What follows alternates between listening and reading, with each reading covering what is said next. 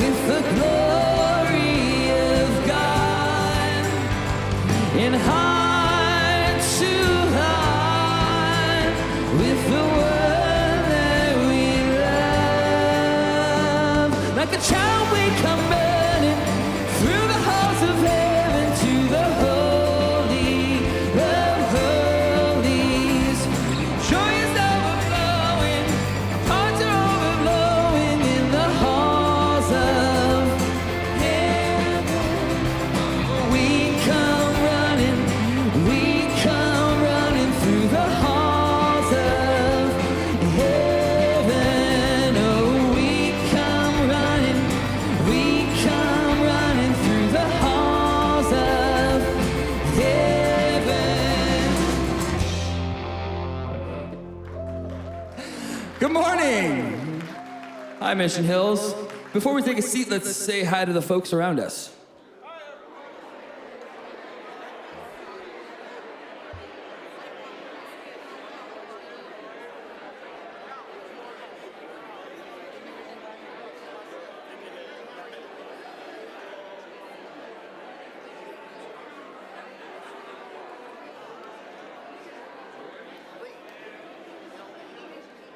Well, good morning. Welcome.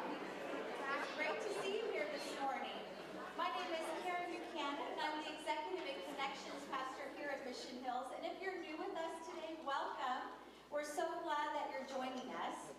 We would love a chance to know a little bit about who you are if you are joining us today for the first time. So you were given this bulletin card as you came in, and at the bottom there's a section you can tear off called the Connect card. You can put your name and contact information on that card, and then just drop it in one of the offering boxes before you leave this morning. They're at the back of the worship center. Also, make sure you stop by our Welcome Center in the lobby area. We have a gift for you there and a team of volunteers who would love a chance to say hello to you this morning and answer any questions you have. Also, if you are new today, we have a taco lunch at 12:15 out on the patio, and if you are new, you are free. So I hope you'll plan to join us. If you are a regular attender of Mission Hills Church, you know the routine, $5 for adults, $15 per family. But it's a great way for us to enjoy one another as a church community and also get to know those who may be new to our church. So I hope you'll plan to join us today out on the patio at 12:15 for that taco lunch. And then next, if you would like prayer today, we will offer prayer up at the front as soon as the service is done, so just make your way up here. We really do love the chance to bear one another's burdens, and so if you come forward, we would love to pray with you. Also, you can write a prayer request on that Connect card, drop it in the offering box before you leave, and then we have a team of people who will be praying for those requests throughout the week. Again, we really do want to pray with you today, so come forward at the end of the service. We'll have some exciting news to share with you. We have a new member of Mission Hills Church. So fun.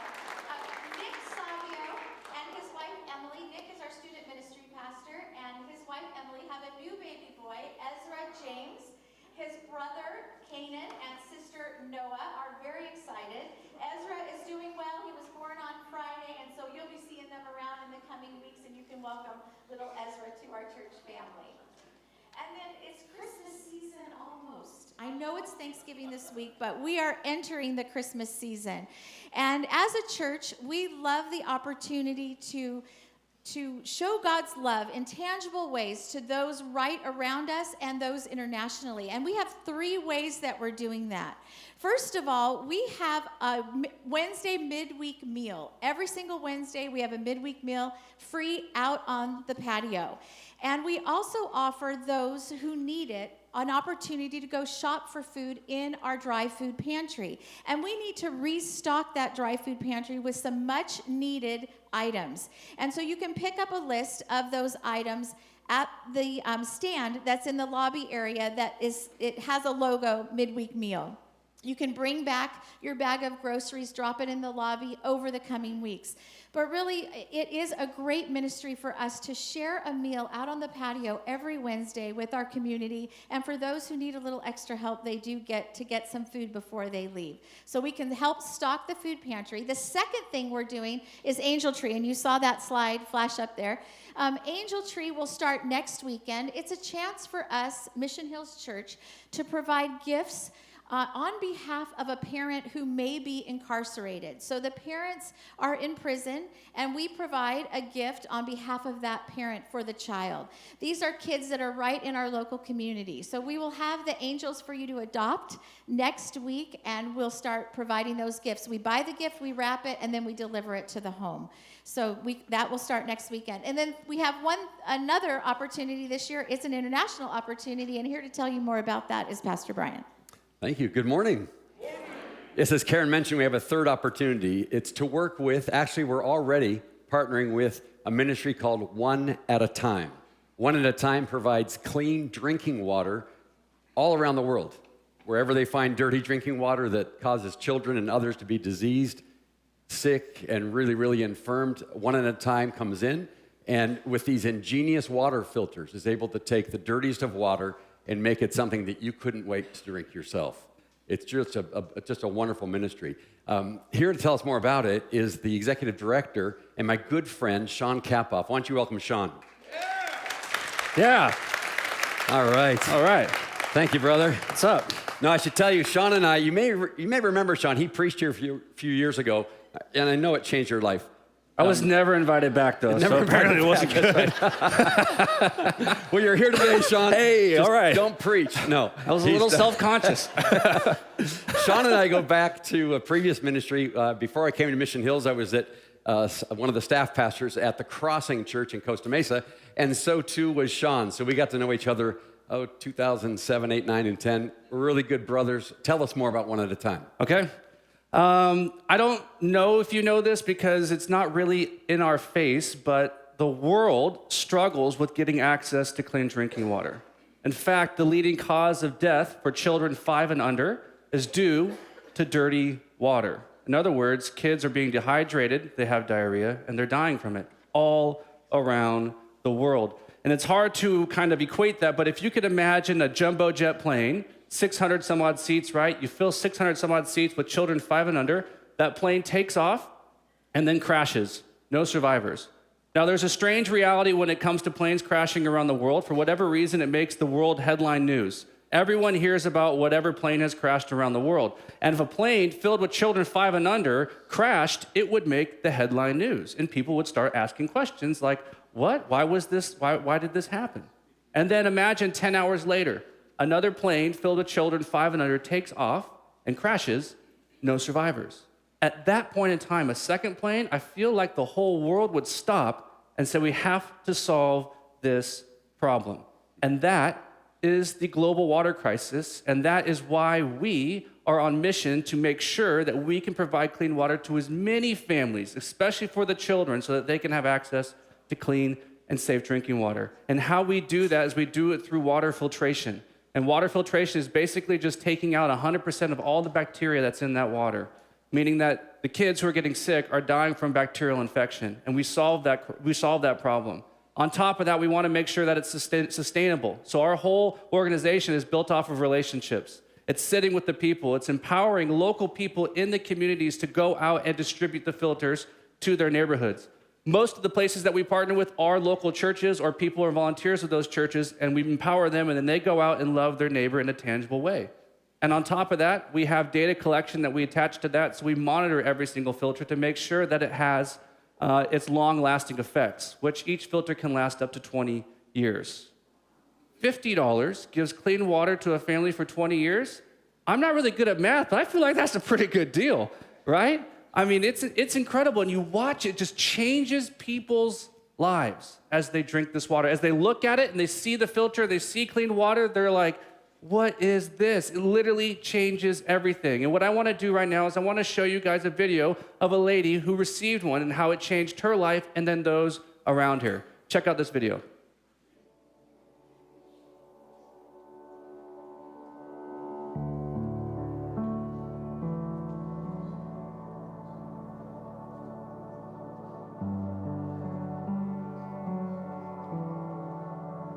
Mi vida desde muy pequeña fue algo como quien dice, Growing up, my entire childhood consisted of working with my dad. My father raised us to sell. Every day from the early morning, we would go out to pick and gather corn and firewood. We would come back home to prepare the corn and sell it by 1 p.m. The most difficult thing about growing up in Honduras is our education. By the 6th grade, at 13 years old, I had to provide funds to pay for my schooling. I remember when I started working to help my parents. cuando yo empecé a trabajar, When I started working, I only left myself $12 to buy food and the rest of the money I would give to my mother. I remember my dad would get upset with me for helping my mom financially. I had to work hard to pay for my schooling, help my family, and what little I had would be for my spending. That was my childhood in Honduras. When I grew up, we relocated to living in a cemetery. We had no place to go. We are technically squatting, which in Honduras isn't legal, but where else are we supposed to go? We've been living here for over 4 years now. We can't complain. We call this community God's blessing. I'm not afraid. I have shelter. People will say to me, "Why are you living there near so many of the dead?" And I always respond saying I live peacefully. Without it, we would be homeless.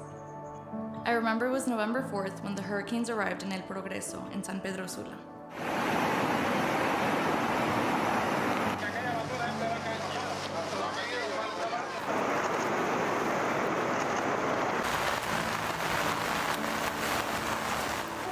I was setting up tarps to protect my home from the hurricanes. I was not ready for what was about to happen. The hurricanes destroyed everything, and my family was only left with the clothes on our backs. Not to mention that these hurricanes occurred in the middle of the COVID-19 pandemic. no sé, Dios siempre me ha dado la... When COVID hit, we weren't able to go out or work. But God has never left us behind. My husband, thanks be to God, was still able to provide even though we were both without work.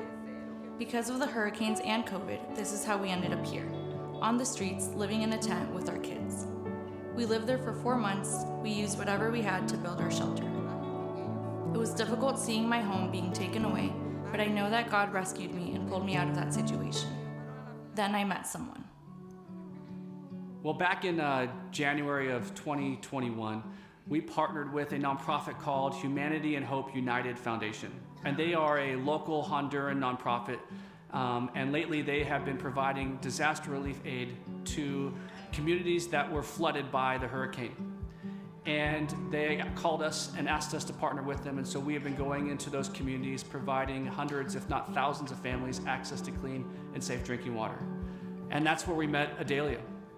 And before Adelia received a filter, her family was always sick from the water that they drank. And by always sick, meaning that they always had flu-like symptoms, whether it was a skin rash or diarrhea or vomiting or a headache or a fever or chills, some of it, all of it, whatever it is, they always had it because they always drank from water that caused it. And when she received the filter, it completely changed her daily life. It completely changed her children's lives because they're no longer sick. They don't have those ailments anymore. And as a result, they have energy. Their attention span is there. Their education has increased. Herself as a mom, not having to worry every single day, that's gone. She now has hope. It's given her energy. It's given her a desire to want to go and be the difference for other people in her neighboring communities as well. And so she has been partnering with us, with Humanity and Hope United Foundation and One at a Time, to go out into other communities to provide other families clean water with us. And that's what we're all about. It is so incredible to see that one mom and her life change to want to go and change other lives as well. You know, thousands of people need this right now in Honduras, and millions of people need access to clean drinking water around the world. And that number is staggering. There's so many people that need it. And oftentimes it's paralyzing. Like, how do we even make a difference? Where do we start? But, well, what if we could start with one, like Adelia? What if we could be for one what we wish we could be for everyone?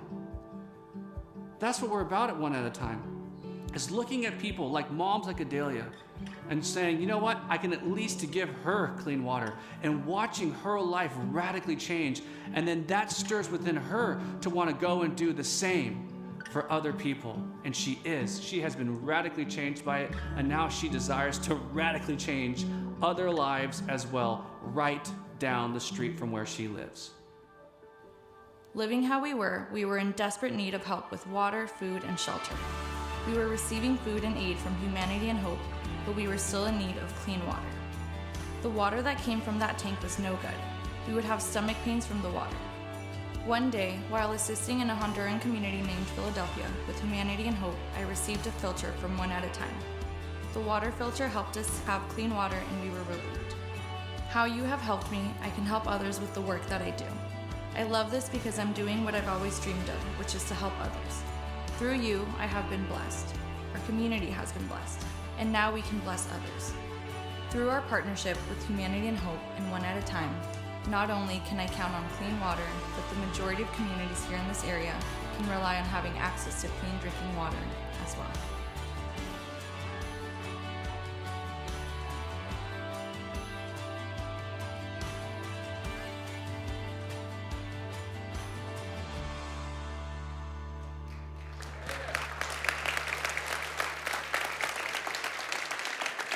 So just like Adalia, starting today, you guys could all be a part of giving a family access to clean and safe drinking water. And how we're doing that is by these little cute ornaments. Aren't they so nice?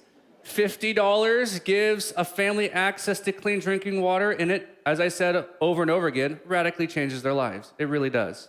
And so if you want to, after service, you can pick one of these up. And Brian will tell you more about how the money stuff works, but you can pick one of these up, and you can pick up 20 if you want. I mean, you can pick up 100 of them. Hey. There you go. This is wonderful, Sean. Thank you so much. Let me just say this again. Sean will be out in the lobby. He actually has one of the filters. They're about yay big. He'll show you the filter. More than likely, any filters that we purchase will be taken to El Salvador. Yep. And then right about the end of January, February, Sean will be back. We'll be able to talk about exactly where those filters went, and we'll have stories of life change, particularly related to the filters that we send with One at a Time. Sound good? All right, praise the Lord. Let's thank Sean while we stand and get ready to sing again. Thanks, brother.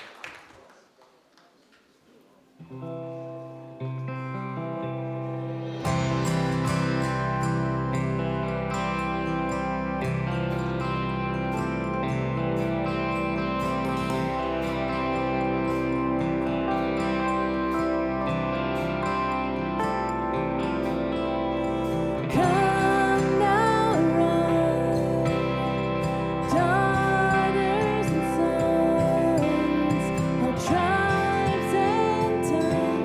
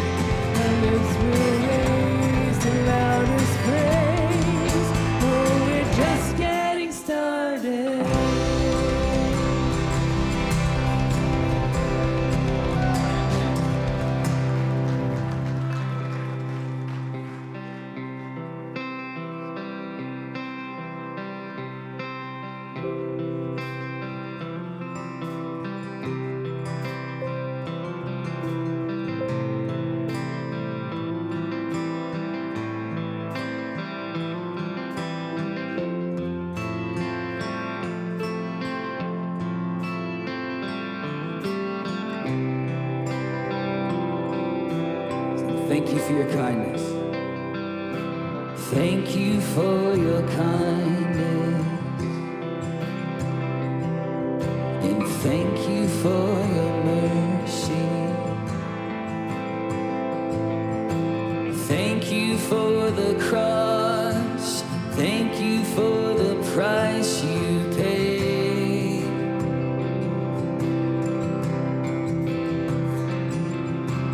Thank you for salvation. Thank you for unending grace. Thank you for your hope. Thank you for this life you gave. There is no one like you. There is no one like you, God. All my hope is in you, Jesus, Jesus.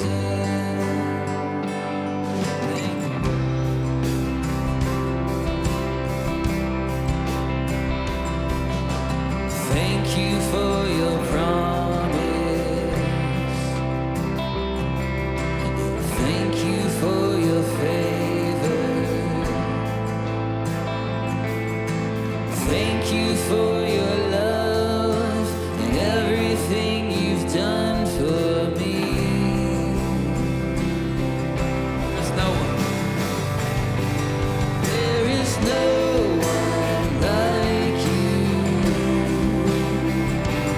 There is no one like you, God. All my hope is in you,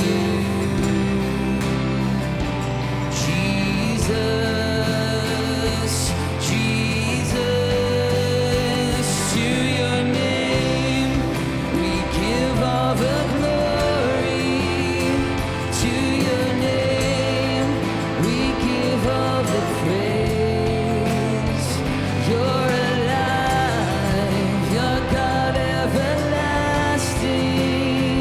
So let your face shine on us. For there is no one like you.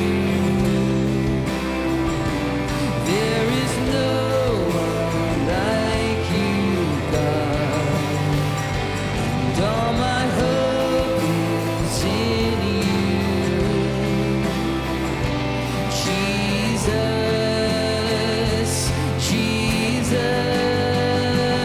To your name we give all the glory. To your name we give all the praise. You're alive, you're God everlasting. So let your face shine on us.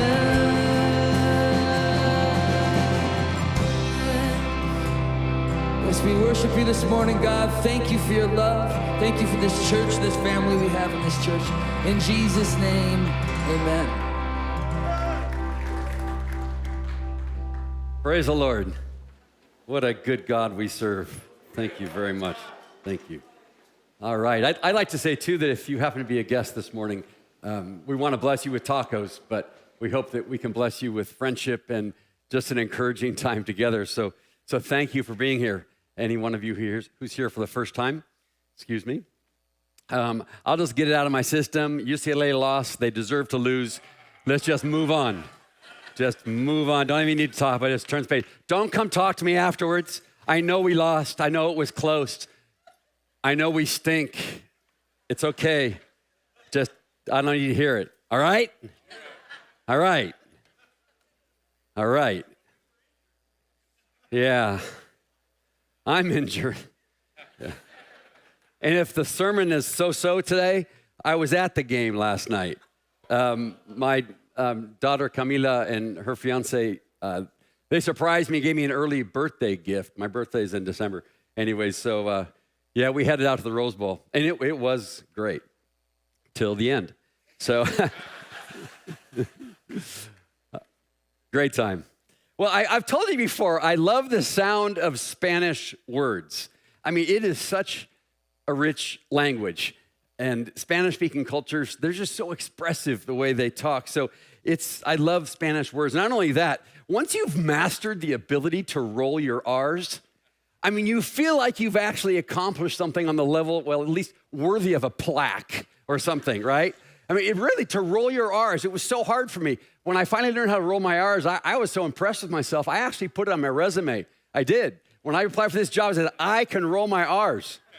And I know that's why I got this job. It's really the greatest accomplishment of my life. The R rolling, not the job. Wow, that landed hard. No, I'm sorry. This job is my favorite of all time. It is. Here's one of my favorite Spanish words. Ready? Guardabarro. You hear the R's rolled? Guardabarro. It means fender or mud flap on a car. Think of that. You see how rich that is? Guardabarro. Flap, mud flap or fender, right? Another one, ferrocarril. That's a railway, right? So we say fender, they say guardabarro. We say railway, they say ferrocarril. Isn't it beautiful? I love that language, especially when somebody else who really knows how to speak it is speaking it. You may recall, because I shared this before, my favorite Spanish word of all time, maybe you recall me sharing it. I'm going to share it again. It doesn't have an R in it, doesn't have all of that sound, but it's a great word. It's the best one. Here it is, anonadado. Anonadado. Do you know what that means? No, you say. Well, I'm here to tell you. It means shocked, stunned, flabbergasted. Isn't that it's a great word, anonadado. Yeah, go ahead and say it. Anonadado. Anonadado, as in the beauty of the sunset left me. The news of USC's victory left me. Yes. Y muy furioso, very angry. Or you might want to say, hey, the brevity of Brian's sermon left me. Not on your life. Not in your life. Yeah. Well, we've been on our journey through Genesis for 36 weeks now. This is 37. And we know by now that God is on a grand mission, a global mission of rescue, determined to restore lost, fallen, sinful, needy, broken humanity back to a relationship that Adam had and Eve had when they were in the Garden of Eden. And this mission includes you and me, all of humanity from the very beginning up to and beyond all of us. To accomplish this, God starts with one family. One family. The first guy's name, Abraham. He and his wife had a son named Isaac. He and his wife had a son named Jacob. Jacob and his 4 wives amassed 12 children, actually 13. Initially, 11 sons with 1 daughter, Dinah, and then later they had another son, making 12. And as we've seen all too often, it's a messy prospect using fallen people if you're God. We just don't act a whole lot like him. And we saw that last week in some just really graphic, horrible ways. Matter of fact, their behavior, it's stunning, right? And it can leave us anonadado in not a very good way. One would think that those whom God revealed himself to would be better behaved, to put it in its most basic term. But God doesn't sanitize the story of his people. He hangs the dirty laundry out there for all to see. And that's because ultimately, the message of the Bible is the grace of God seen in its pure beauty against the backdrop of fallen, sinful human beings. That's where we see what an amazing God he is. So for as much as we're left stunned or, again, anonadado by the sin of Jacob's family, the real lesson is the behavior of God, who refuses to give up on them. Pray with me. God, we love you. We need you. We read these stories, you realize that's us. At its core, that's us, and we need you. So thank you. Thank you for showing us this story of this family and how it grew into the people of God and through whom you sent God the Son, Jesus our Messiah. How we thank you. In Jesus' name we pray. Amen. All right, well, speaking of shock, as we mentioned, last week we read just a bit of a quick recap.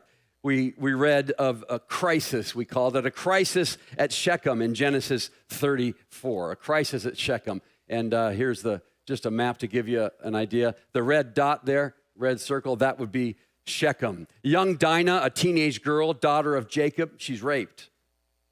We witnessed the underreaction of her father and then the evil overreaction of her brothers. It was a situation that didn't need to be. And it was out of that Jacob knew he had to go where God had already really told him to go. And that wasn't Shechem, it's further south at Bethel. And there in Bethel, there was renewal with God in chapter 35. Again, you'll see the second dot to the south, that would be Bethel. So God had some business to take care of with Jacob there. So Jacob, upon arriving, or in preparation, I should say, to go to Bethel, he says to his entire expanded household, which includes servants and all sorts of ranch hands and others that help them through every bit of daily life. He tells them to get rid of all of their idols. They've been collecting idols. And he says, I want them all here. Pile them up. All right. He buries them and they take off and they go down to Bethel. And when he gets to Bethel, then he builds an altar to God. God reminds him of his name. Your name is Israel. Israel means God prevails. And if you stand with me, you will experience the prevailing that I am. I will be that for you. So he builds that altar. He worships God there. And then God repeats to him the covenant that he gave to his grandfather Abraham. It's land, people, and blessing. I'll have land for you. All the people that will come from you will have it one day. The people will be so numerous you won't be able to count them. And then through those people, your descendants, all the world will be blessed. And we know that why? Because Jesus would come from that lineage. And the promise back in Genesis 3:15 that a great deliverer would come and crush the head of Satan would be then fulfilled through Jesus. So here's the first part, the promise in Genesis, and then we have Jesus eventually, and we're walking toward him. It's a beautiful section, but there's a lot that happens. For example, there's real heartache in Bethlehem. That'll be a little bit further south. Here's the text. When they moved on from Bethel, they were there for a while, and then they moved on while they were still some distance from Ephrath, which is actually another name for Bethlehem.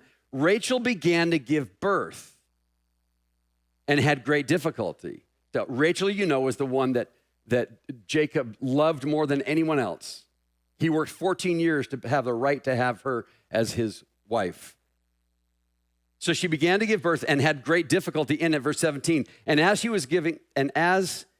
she was having great difficulty in childbirth, the midwife said to her, "Don't be afraid, for you have another son."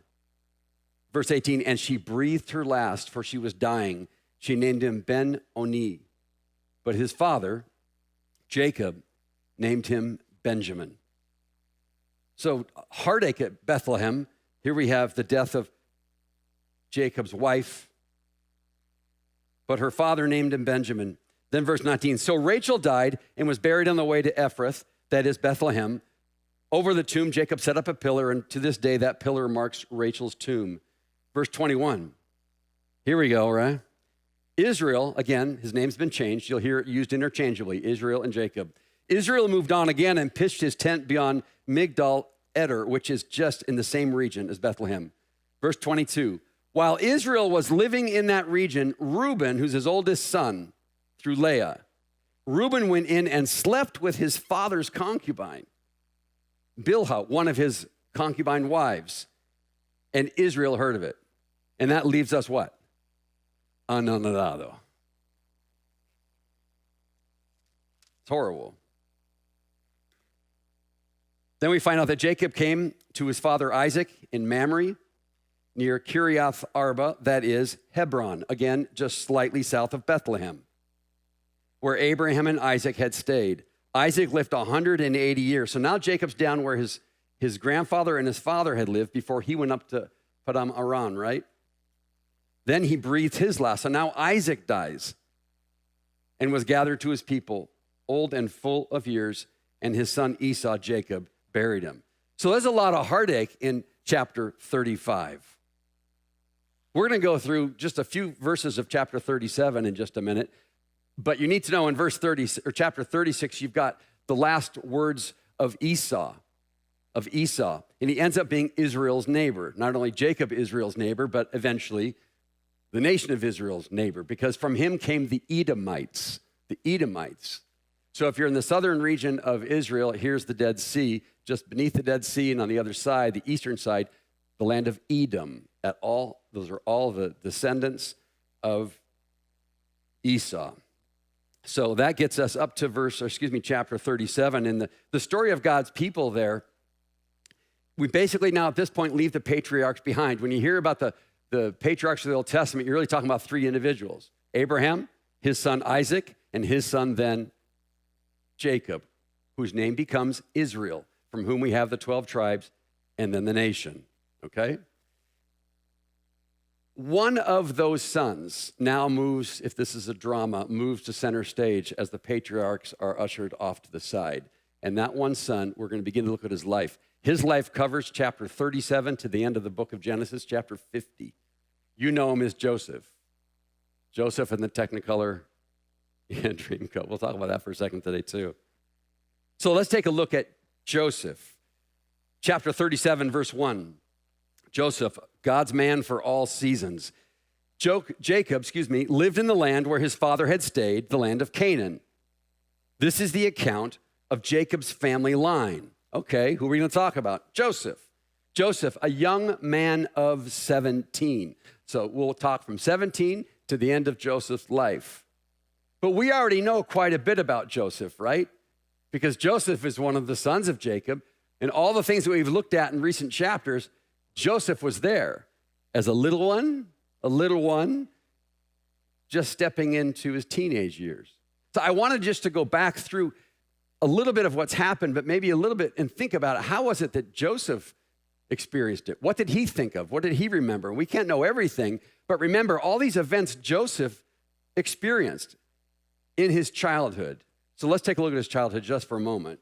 We know that Joseph was the 11th son of Jacob, the first of Rachel, born to them while the family lived where? Mesopotamia, Padan Aram, Laban's home, his grandmother's brother.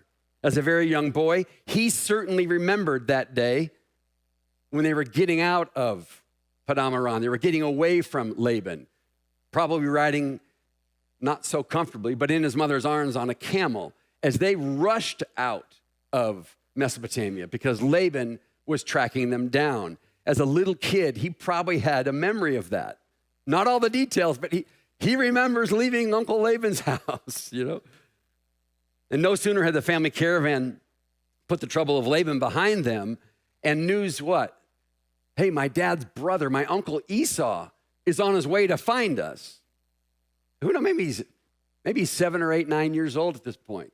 But my uncle Esau is coming. I've heard stories about it. My dad told me what was going on with them. This can't be good. And there's 400 men. Imagine being a little boy. You're thinking, oh, we're toast. They're going to get my dad. They're going to kill all of us. And it must have been unsettling.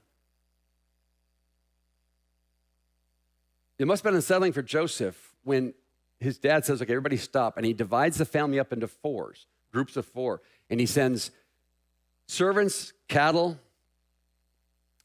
one of his wives, and her children first. There's a pause. It's like a long parade we've talked about, right? So imagine being Joseph, and you're seeing your family being separated or divided and sent on ahead. And you know what's on ahead is the approach of Esau and 400. You're just a young boy, but you're not being sent ahead. Everybody goes except you and your mom, Rachel.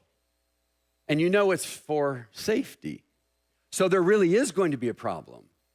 Not only that, but your dad catches up to you, and you see that he's limping. He's limping. Hey, Dad, what happened to your leg? Oh, last night I just wrestling with God. What? I wonder what that conversation was like. Again, you're a curious kid, 8, 9 years old. Dad, what's going on with the limp? I'll tell you more about it, but I was with God last night. Okay. But then what great assurance and relief you feel later that day when in fact your limping father is embraced by his brother Esau. And the very thing you thought was going to happen, just the opposite did. That was a great day for Joseph. But then speaking of indelible childhood memories, Joseph was barely, by this time, a teenager when his older sister Dinah was abducted and raped when they were living in Shechem.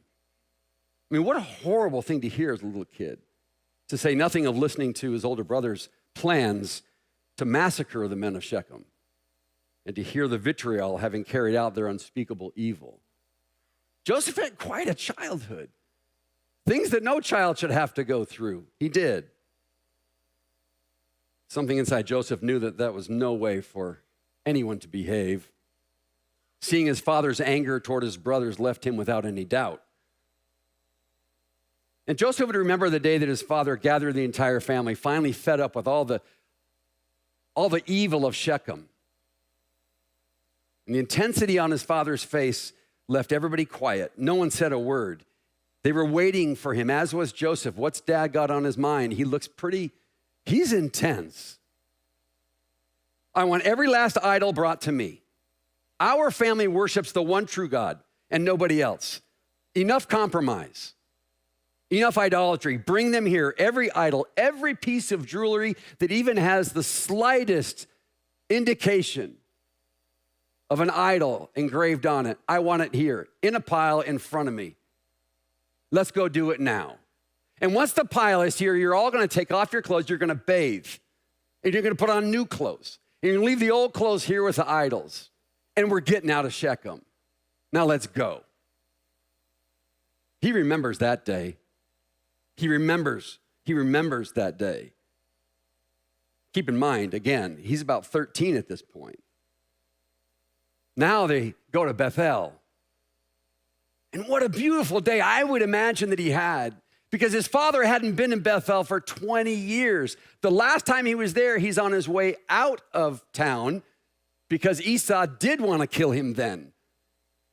And one of his first night stops was in Bethel, and God met him there. Remember the staircase and all that? Well, now he's back for the first time in 2 decades, and he's got 11 sons and a daughter, and his favored son isn't the first one, it's the 11th one, and he stays pretty close to Jacob's side, and now Jacob gets to tell him.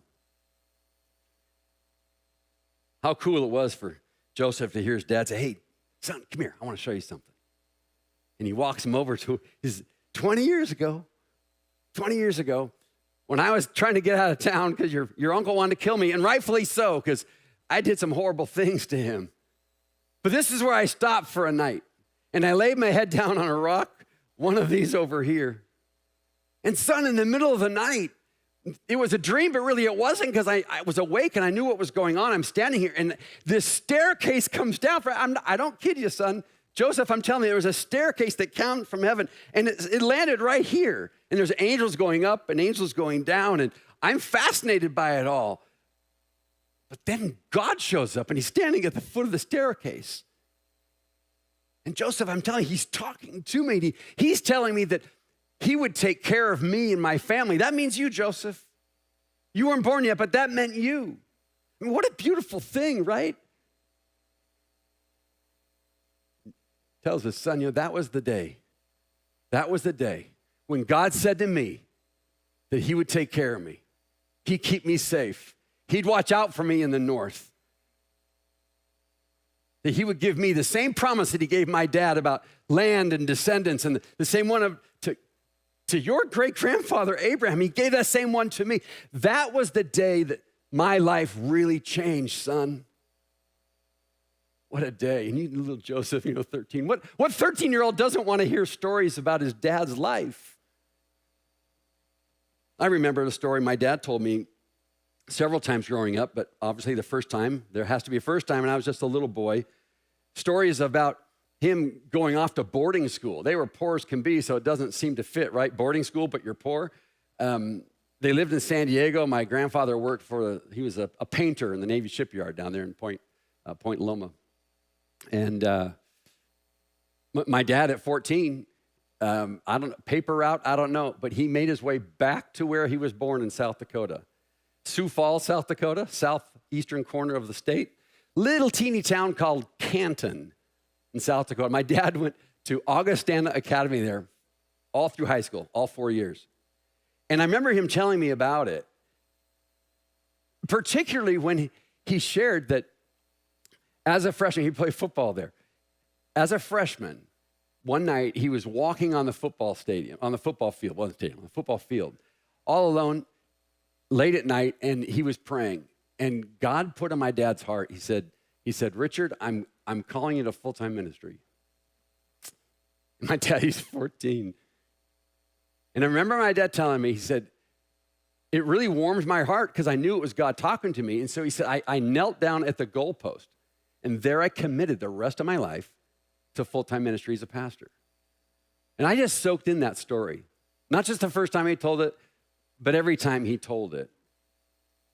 When I was in my 30s, pastoring in a church here in Laguna Hills, I actually had to go to a conference in South Dakota. Never been there. Well, once I've been there on a trip with my dad, but we didn't go to Canton. But I'm in Sioux Falls, and I'm thinking, hey, I know Canton's just a click down the road. So I bailed on the conference, got in my rental car, and no GPS, of course. Thomas guide, where's Canton? And I find Canton's this little teeny town.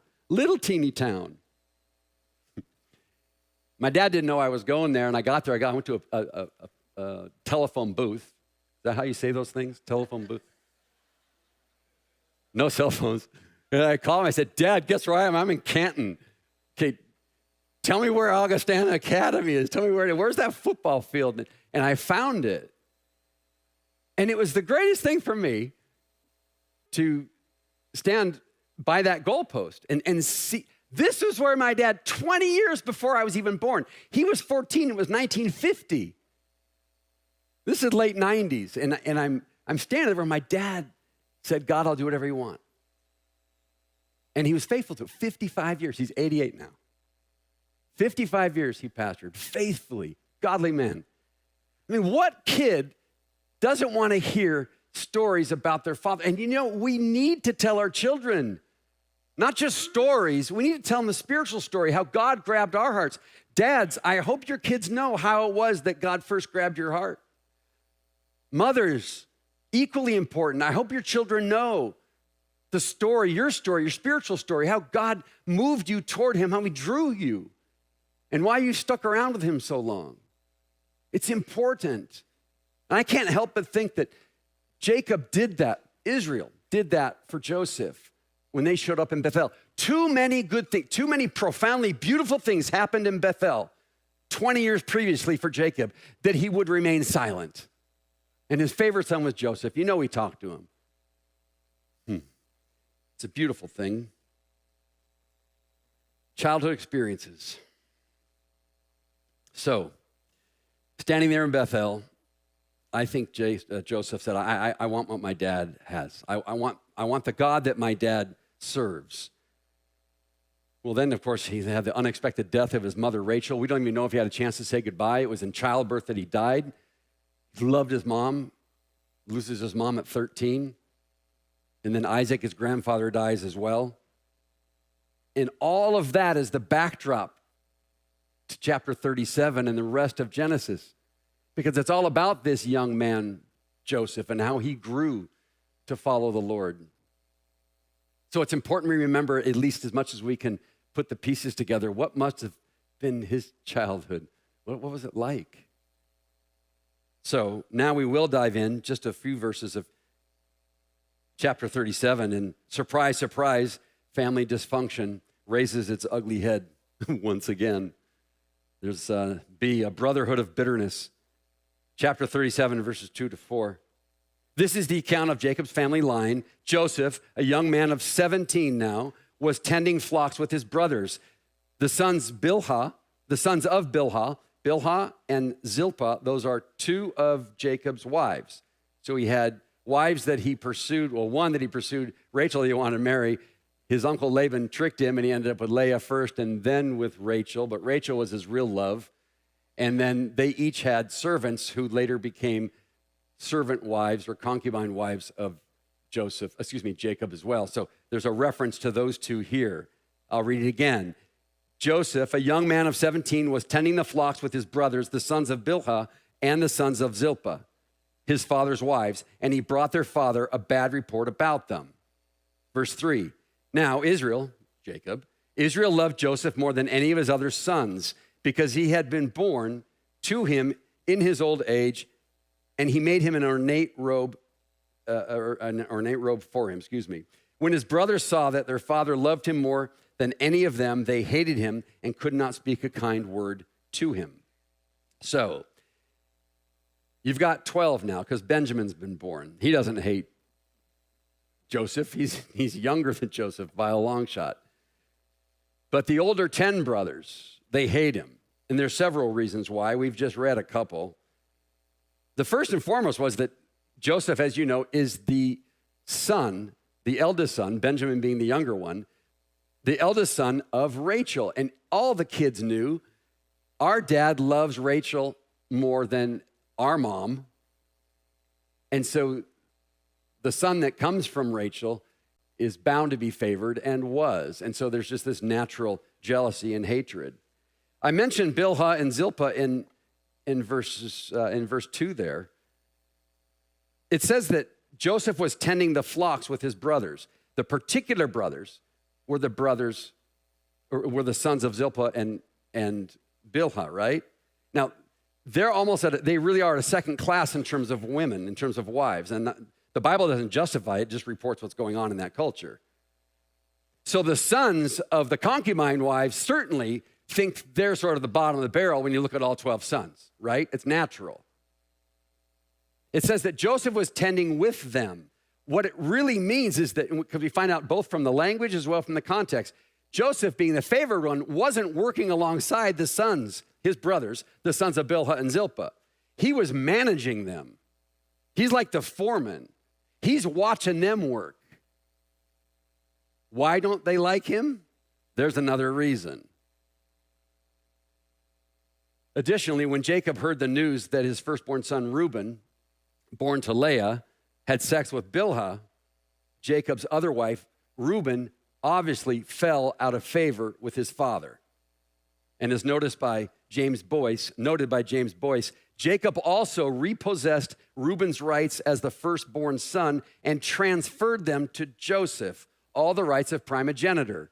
Reuben's number one. Forget whose son he is in terms of which mother he had. He's the number one son chronologically. So he had the right of primogeniture. There's lots of reasons, none of them good, why he slept with Bilhah. But when he did that, Jacob said, "You're done.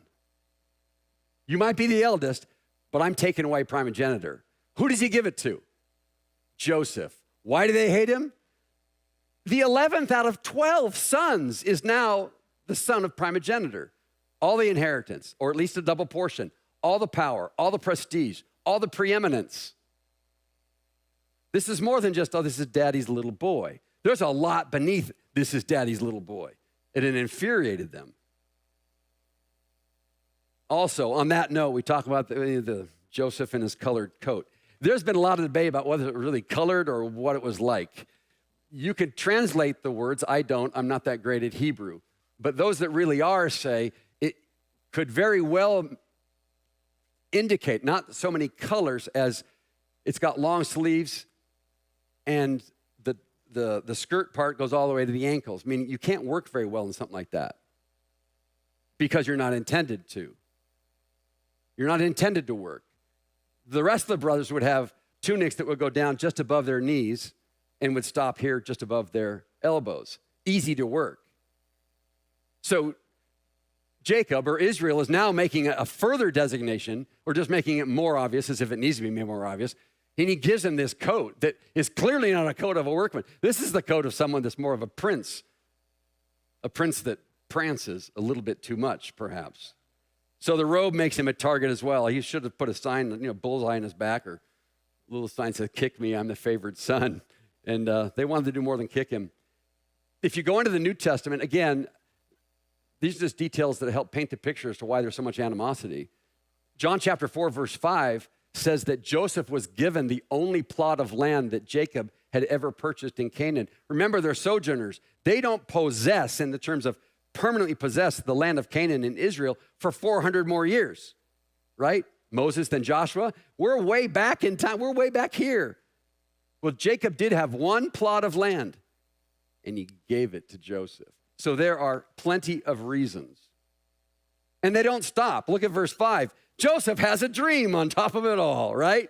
And when he told it to his brothers, they hated him all the more. Verse 6, and he said to them, listen to this dream, guys. You got to listen to the dream. So we're binding sheaves of grain out in the field, or like you are, and I'm watching. When suddenly my sheaf, it rose and stood upright. Well, your sheaves, I'm sorry, you're gathering, doing a good job gathering, but they gathered around mine and they bowed down to it. And his brother said to him, do you intend to reign over us? Do you think you really will rule us? And they hated him all the more because of the dream that he had just told them about. Verse 9. Oh, no, but I got another one. He says, listen, I had in the second dream, this time the sun and the moon, I see it up there, but there's 11 stars. And how this worked, I don't know, but he could tell they were all bowing down to him. When he told his father as well, as his brothers, his father rebuked him and said, you're a knucklehead. And he said, what's this dream you had? Will your mother and I and your brothers actually come down and bow to the ground before you? His brothers were jealous of him, but his father kept the matter in mind. Not so sure what that last phrase means. So in one sense, you could say that Joseph didn't help the situation by telling his brothers and then also his father the content of the two dreams he has. However, I do think that Joseph gets a little bit... They hate him so much, we got to think it's Joseph's fault to some degree. But I mean, lacking tact of a 17-year-old, okay, I get that. But he was a truth teller. And it's his truth telling through his life, truth telling and truth living, that allows God to work through him in a way that he'd never been able to work through others, at least not his other brothers. So I think we can be a little bit too hard on Joseph. Lacking tact or not, he tells the dreams.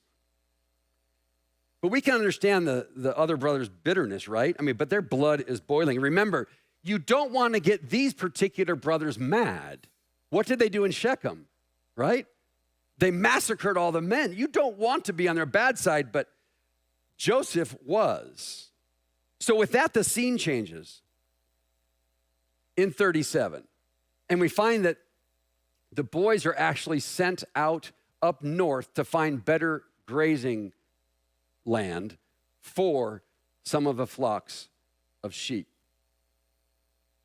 Verse 12, now his brothers had gone to graze their father's flocks near Shechem, Rutro.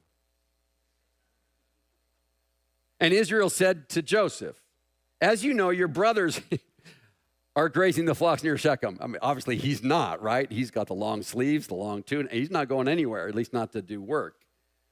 So I've sent them near Shechem. Now, come, I'm going to send you to them. Very well, Joseph replied. So the yellow dot is Hebron, where they live, right? They're going to go to Shechem. You'll see the next slide. That's Shechem, about 50 miles, all right? So there they are in Shechem. I'm going to keep the map there for just a moment. So they're back where they lived before. They're back in Shechem with that unspeakable evil at their own hands.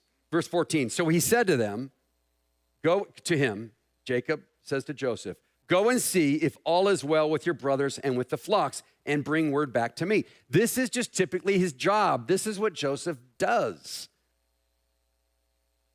It's not, I know you're an immature little brat. Come back and tell me what's going on. This was his job. He was the supervisor.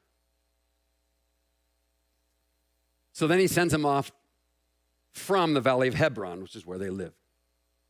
When Joseph arrived at Shechem, a man found him, just a stranger, found Joseph wandering around in the fields.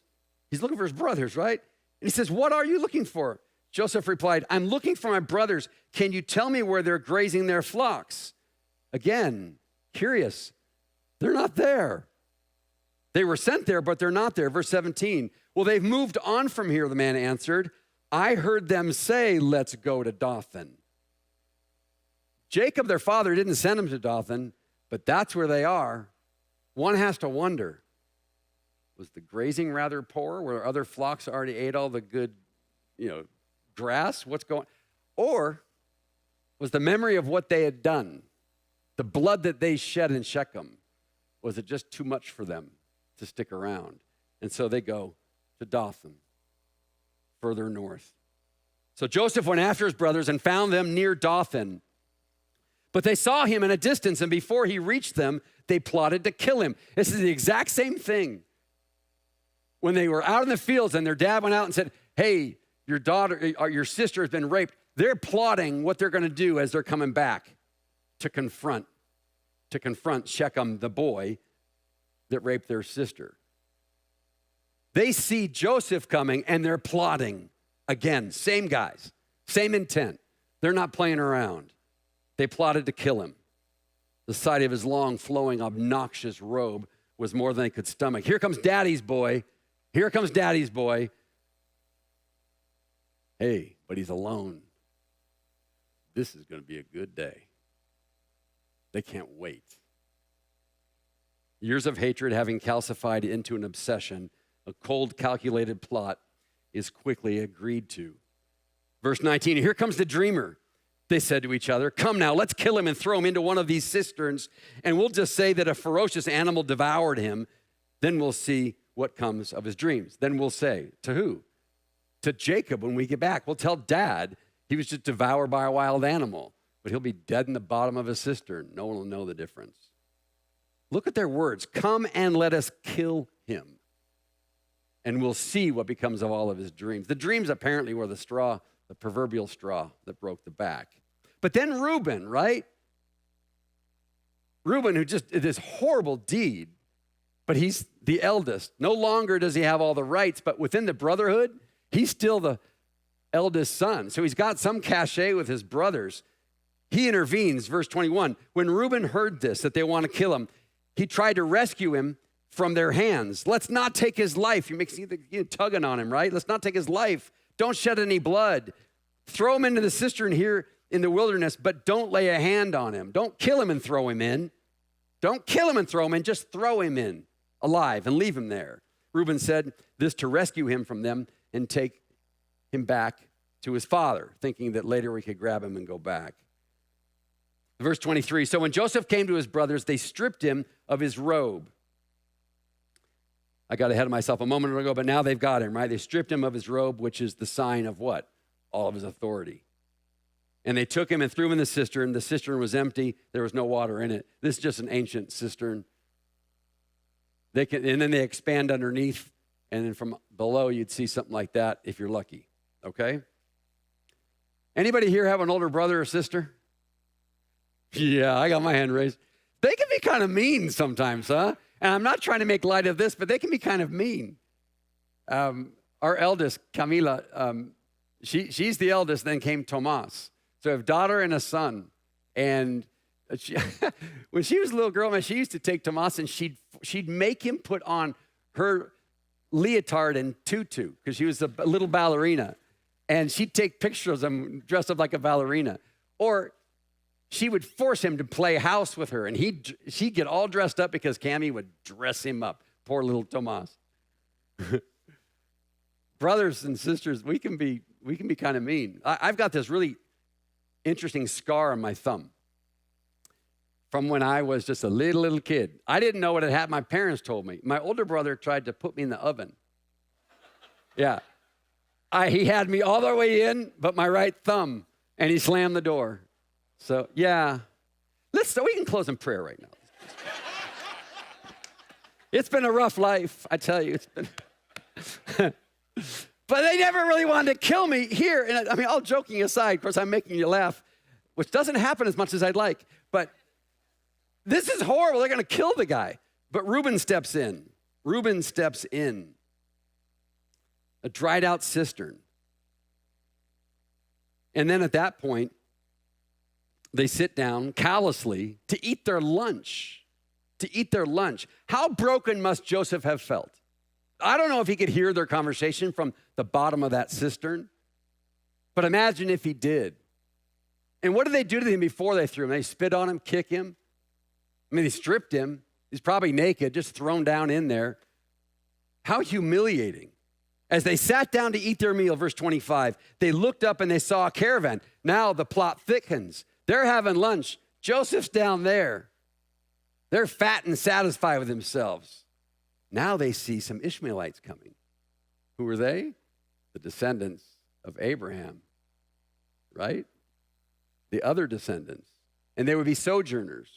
And in fact, they were. They were traders coming from Gilead. Gilead's just on the other side of the Jordan from Canaan.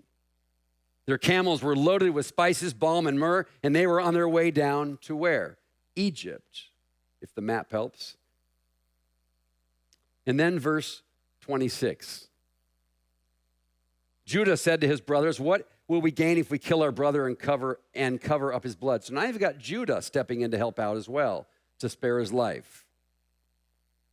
Verse 27, come, let's sell him. Let's sell him to the Ishmaelites. Again, let's not kill him. They're trying to compromise with these bloodthirsty brothers. Let's just sell him. Why not make a profit, right? And not lay our hands on him. After all, he's our brother, our own flesh and blood. And then his brothers finally acquiesced. They agreed. Verse 28, so the Midianite merchants came by. His brothers pulled up Joseph from the cistern and sold him for 20 shekels of silver to the Ishmaelites who took him to Egypt. And that's as far as we'll go by way of the text. But imagine again being Joseph, being dragged up out of that cistern on a rope, dusted off, and placed before these traders. Sort of slapped in the back of the head. Stand up straight, like a drill sergeant. Stand up straight, boy. Look your best. Stick your chest out. Smile. Look pretty. We want to get as much money for you as possible. And then you hear the bartering. You hear the bartering. Has your life ever been monetized? Has your life ever been monetized? Joseph's was. He was to find out that his life was worth 20 shekels. Imagine when he felt like he's seeing the shekels change hands. And then he's being placed in someone else's hands as well. So with that, Joseph is gone, his hands tied to the moving caravan of camels, headed south on foot to cover the 200 miles of road between Canaan and Egypt. The favored son is now a foreign slave. To the pain of rejection and hatred is added now the anguish of desertion. At the hands of your family.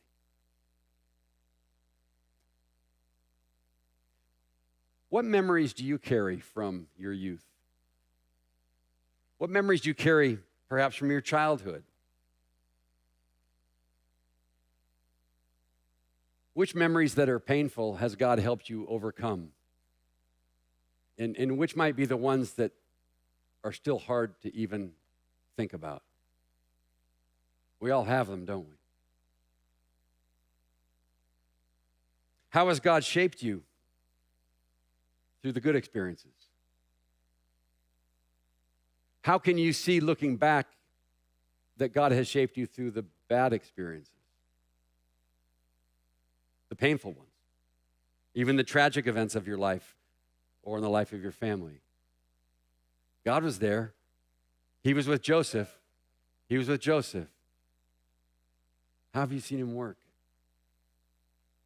It's been said, if broken hearts were commercials, we would all be on TV. Yeah? If you have a pulse, and you do, if you're alive and breathing, and you are, then somebody somewhere sometime has hurt you. And it's happened more than once. If you've ever concluded that your family is too unhealthy, too unstable, too ungodly, too dysfunctional for you to have a chance of getting beyond it all, then Joseph wants to show you something. If you've ever been betrayed, if you've ever been rejected by a loved one of all people, if you've ever been injured by the very ones who ought to protect you, Joseph has something he'd like to show you. And if your painful circumstances seem too deep and complex to ever be resolved and a bright future impossible, then again, yes, Joseph wants to show you something. If Joseph were to walk through the door this morning, stand up here, and summarize his life in one phrase or maybe two, I would imagine that he would say, things were pretty bad, but God was up to something good. For the remainder of our time in Genesis, we'll be privileged to witness how a young man of 17 walked faithfully with God for the next 2 decades of his life, all while experiencing enough heartache to fill several lifetimes. We'll also see how the grace of God, the power of God, the plan of God brings healing, triumph, joy, blessing, and yes, salvation out of the years of pain, betrayal, dysfunction, jealousy, and revenge. So much so that Joseph's story will leave us, I believe, if you will, anonadado. God bless you.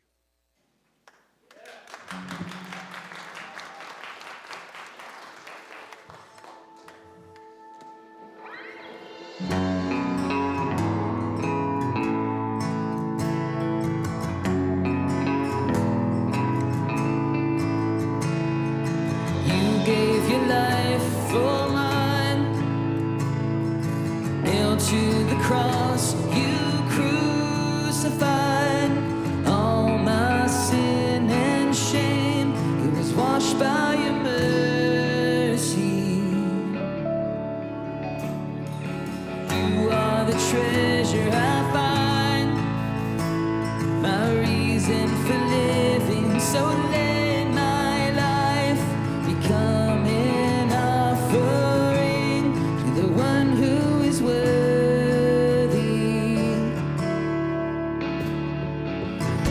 All praise to the Lord Most High, and all praise to the one who saved my life. All praise to Jesus Christ, High King of heaven, my King forever.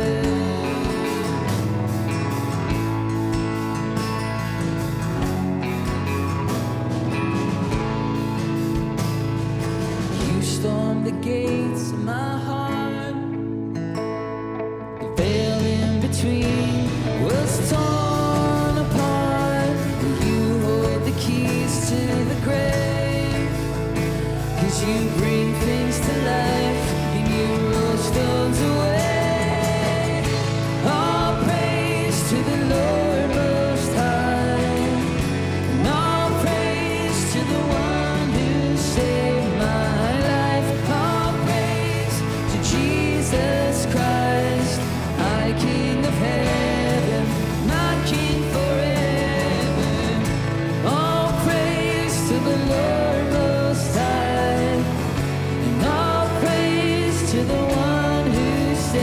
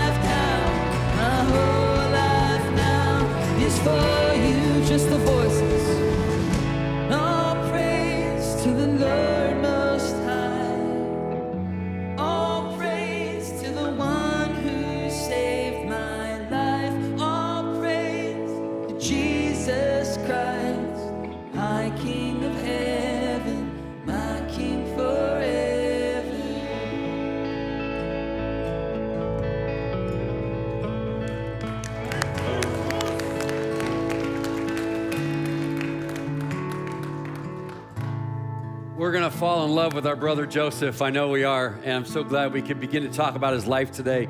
There is hope and there's proof. Joseph is proof. And we haven't seen most of his life yet. It's beautiful. Go in the love of the Lord this morning. By that I mean, go in the love that he has for you. And as you do that, you'll love other people. One of the ways you know that we can love is what Sean shared this morning. Go take a look at those filters. We should be able to provide enough filters to bring clean drinking water to dozens of villages in El Salvador. So take a look, he'll show it to you, and as God leads, you can grab an ornament. If you'd like some prayer, please come forward. And then after the second service, we'll enjoy some great fellowship at our taco lunch. Love you so much. Have a great day in the Lord.